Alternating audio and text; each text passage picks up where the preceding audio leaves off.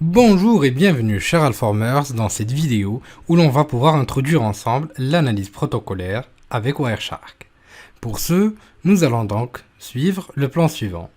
Donc tout d'abord, nous allons commencer par les interfaces supportées au niveau de Wireshark et nous discuterons rapidement de la liste des protocoles supportés aussi par ce dernier.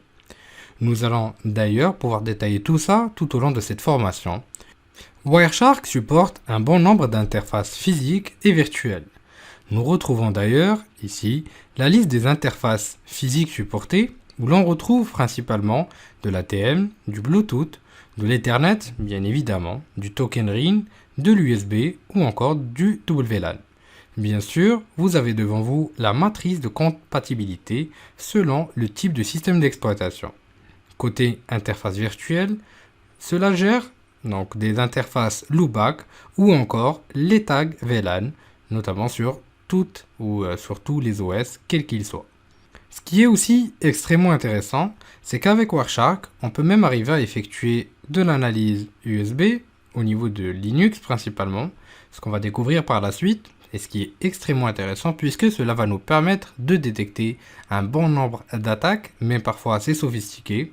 Cela va nous permettre aussi d'effectuer des analyses approfondies des réseaux WLAN et notamment aussi sur la partie Bluetooth qu'on va pouvoir découvrir avec l'Ubertooth. Il faut savoir que Wireshark supporte plus de 1500 protocoles. Vous pouvez retrouver la liste des protocoles au niveau du lien partagé ci-dessous. Comme vous pouvez le voir, au niveau du site officiel de Wireshark, on a la liste des différentes familles de protocoles qui sont gérés par Wireshark ou supportés par Wireshark pour être beaucoup plus précis au niveau du terme. Et on retrouve donc vraiment une panoplie de protocoles qui peuvent être exploités. Donc selon bien sûr une catégorisation assez intéressante, donc qui est déjà présentée par Wireshark. Et d'ailleurs, vous pouvez aussi, comme on va pouvoir le voir, au niveau des filtres qui sont présentés ou au niveau des expressions qui sont présentées au niveau de Wireshark, retrouver la liste des protocoles supportés ainsi que la construction dynamique de filtres selon votre besoin et de manière extrêmement intuitive.